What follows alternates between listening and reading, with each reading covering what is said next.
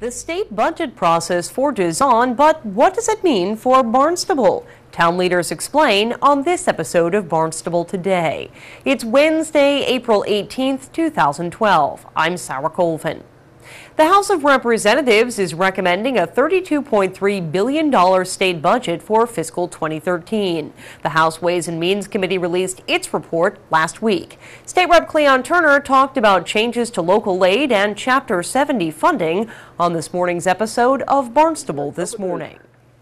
Local aid numbers were up just a little bit from last year, and the House numbers were up substantially from last year. I don't have those exact numbers in front of me right this minute, but clearly local aid was a big issue for both the governor and for the House.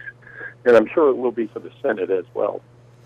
But the difficulty with increasing funding for local aid and education, for example, the governor upped Chapter 70 by $140 million, and the House upped it a little bit more.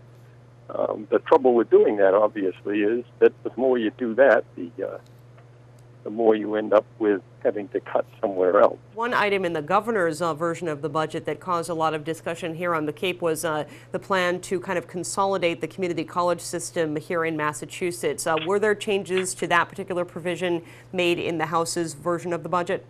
Yes, there was, actually. The governor, that's not new with the governor this term. The governor has, in previous budgets, attempted to consolidate the funding for community colleges, and we in the legislature nixed that relatively quickly because, as with any formula, that as you know, the governor wanted to fund colleges, community colleges, by putting all of the money into one line item and then using a formula of some sort to determine where that money would go, which community colleges. Well, as we on the Cape and other rural communities see, that when there are formulas for distribution of funds, rural areas tend to get less. So we nixed that pretty quickly, and we did that again this year.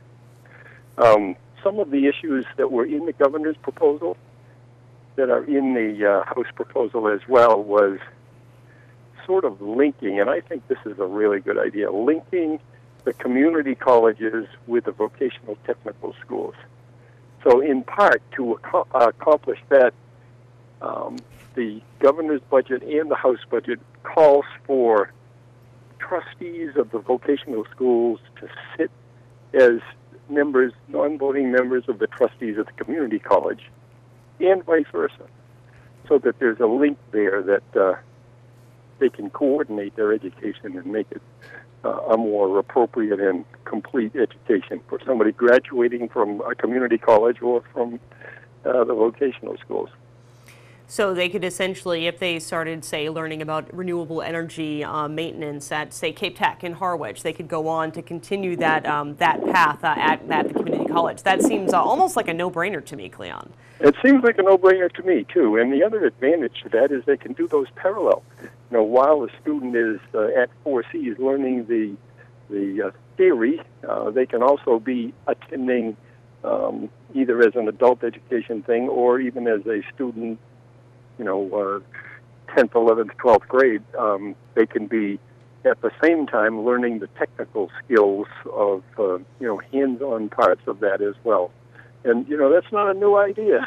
Finance Director Mark Milne also weighed in on the budget and what it means for those of us here in Barnstable. One of the interesting things that they did was they held communities harmless when it comes to the unrestricted general government aid. And the governor had proposed that if the state had reversions of appropriations at the end of fiscal year 12, then he would release an additional $65 million in local aid, similar to what they did this year. The House turned around and said, no, we want to guarantee that additional $65 million in the local aid calculations for next year and not have it contingent upon the state having budget reversions in order for local communities to receive that aid. So they built it into the base budget for local aid, where the governor's was contingency based.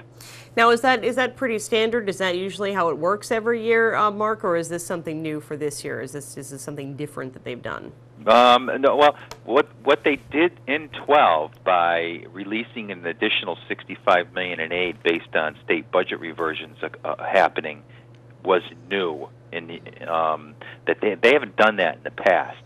The governor was again proposing to do that again for 13, and the House said, no, we don't want to do that practice. It looks like we want to build that into the base aid. So it was a one-time thing that they did in 12 that I think the House is trying to avoid having to do it again in 13, because communities have become dependent upon that as part of their base aid, and they don't want it to be contingent upon whether or not the state has budget reversions.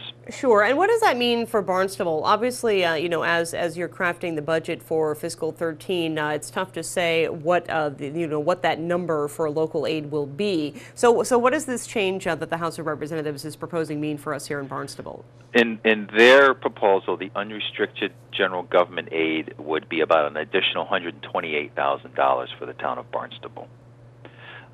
So, as we go forward and develop our budget for 2013, we're not counting on that yet. We haven't factored that into our budget balancing as of yet. We're still having the conversations as to whether or not to do so, because we still got to see what the Senate version produces. And then, of course, when they conference between the House and the Senate, what the final version will be remains to be seen. So we're in the process of evaluating what to do with our local aid estimates.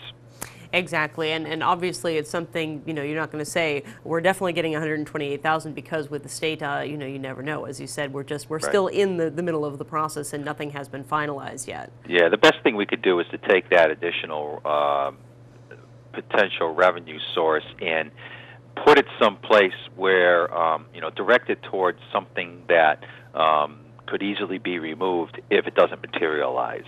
Maybe, for example, perhaps we could increase the contribution to our stabilization fund, or another term we use is the capital trust fund, and to accumulate some more resources for capital. Great. Is that pretty much what you do? I mean, obviously, every year, as you go through the budget process, the state is going through its budget process as well, and that number always unknown until the last minute. So, in terms of preparing for what that number is, that's something that obviously you generally wait until the end to understand. Yeah, we have to do. Usually, we prepare our budget based on what the governor proposes, because unless the House and Senate come out with a joint resolution that says this is what local aid is going to be, which is what they've done in the past. To date, they haven't done that for fiscal year 2013 yet. But if the House and Senate were to come out with a joint resolution that said, hey, cities and towns, this is what local aid is going to be, use this for your budget preparation purposes, that would be helpful. But we haven't seen that take place yet for fiscal year 13. Now, how does the proposed local aid stack up to what we've seen in the last few years? Obviously, we've kind of been seeing that number fluctuate and go down a little bit. What does the proposed number look like this year as opposed to last? Well, if under the governor's proposal, it's level funded, and under the House proposal here, it's an increase altogether of about $304,000. We have additional unrestricted general government aid, and the other item that they increased was Chapter 78 for education, guaranteeing every community receive at least a $40 per student minimum aid increase. So that adds another couple $100,000, almost $200,000 of additional Chapter 78 for the town of Barnstable. So under the House proposal, we're seeing a slight growth in local aid. They did also increase the amount of funding for circuit breaker education account by $8.4 million. That is a direct, any increase in that particular account, because it's an off budget or not a general fund revenue source, the schools would receive 100% of whatever increase that would be under that program, and so that program continues to see some growth in the reimbursement rate that that school departments are receiving for circuit breaker funding. So that was encouraging as well. We're going to probably see a little bit more money out of that program if this version of the budget passed. The budget process is far from over on Beacon Hill. The Senate must weigh in as well. With Barnstable Today, I'm Sarah Colvin.